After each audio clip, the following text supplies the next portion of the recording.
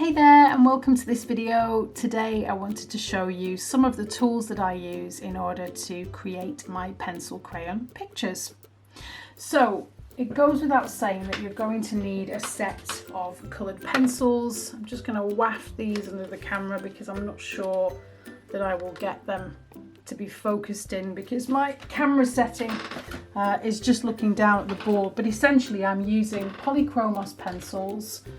These are beautiful pencils. I use them purely on the basis of other artist reviews and the general look that I was going for.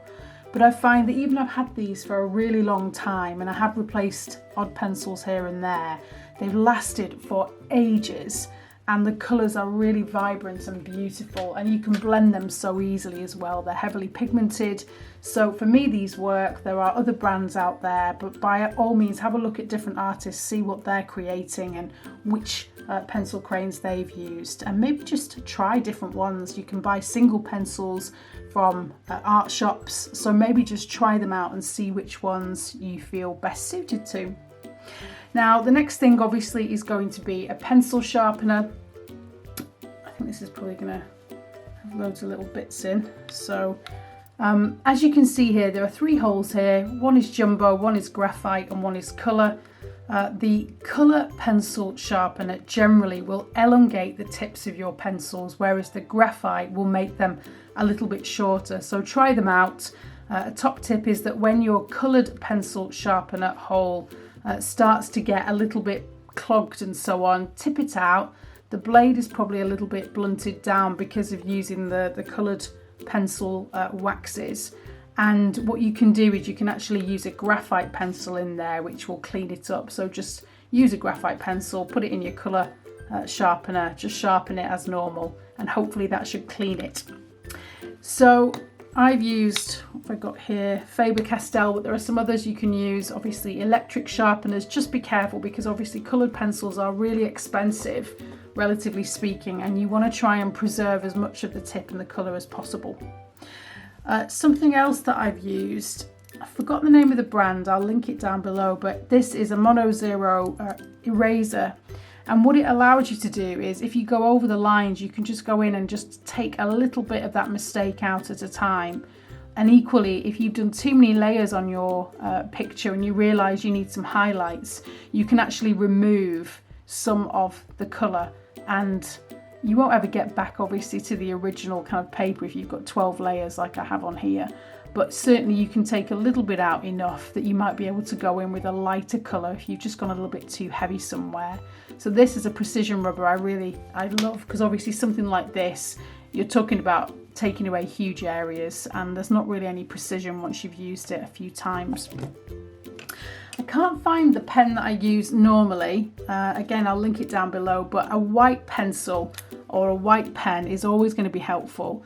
This one is going to be a little bit too thick of a tip, so I'm probably not going to use this in a drawing like this. But you find when you do pencil drawings, to get the highlights in can sometimes be tricky unless you're an amazing artist and you preserve all your whites from the outset, the white areas that you're going to use. For me, I tend to do my highlights a bit later on in the picture, and I know I should preserve at the start. I always try to. But I find going in with this white pen can sometimes help just bring out the spot highlights on a picture. So yeah, there's a couple of different ones I use. This is a thicker one than the one I'd normally use. I think this is a Uniball, but I tend to use one that's got a slightly thinner tip just so that I'm not putting big blobs on areas of detail. I think I got these two together. This is a Caran d'Ache blender. One is a pencil and one is, as you can see, the whole thing is actually made up of what would be in the pencil tip here. So this is probably more for precision and this is for larger areas like backgrounds. And I think I've used this on here actually. You would essentially just blend that very top layer with this and it kind of melts and redefines the texture. So I'd use this probably in a background It's not something that I tend to use over the tops of my pictures because I'm always adding new layers, and yeah, I think when you use this at the end, you can't really go in afterwards with anything else. It's almost like you're creating a top coat and you are sort of melting the top layer. So if I were to do this over here, it would just blend all of that together, but I can do it with the background here. So this is a really good tool, and you can see this is well used. Again, Faber-Castell, I'm not sure what you'd call this, a blender, a pencil blender, but I sometimes use this on pencil, and you can use it just for areas where you want to create just a little bit of a light blend. Again, just experiment with it and see where you go. I think that's everything. Oh, one more thing. When I do backgrounds, I'm going to try and see if I can find a background now. Hang on. Let me have a look. Let's see what I've got. So let me see through my various pictures. So this one, I wanted a very specific coloured background, and this was achieved with lots of different layers of pencils, different colours, not just this colour here. And then I went in with some organic mineral spirits, and I used a Q-tip, and I just did circular motions all over this background really slowly, and eventually it kind of melted everything out and it created this beautiful kind of uniform finish. So organic mineral spirits are really good. There are different ones you can use. I think turpentine some people use. Honestly, I'm not going to recommend others that I've not used, but by all means have a look and see what other artists use.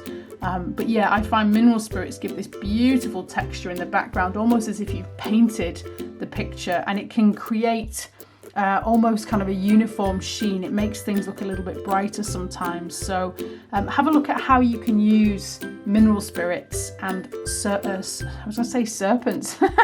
Solvents. Don't use serpents, they would eat your picture.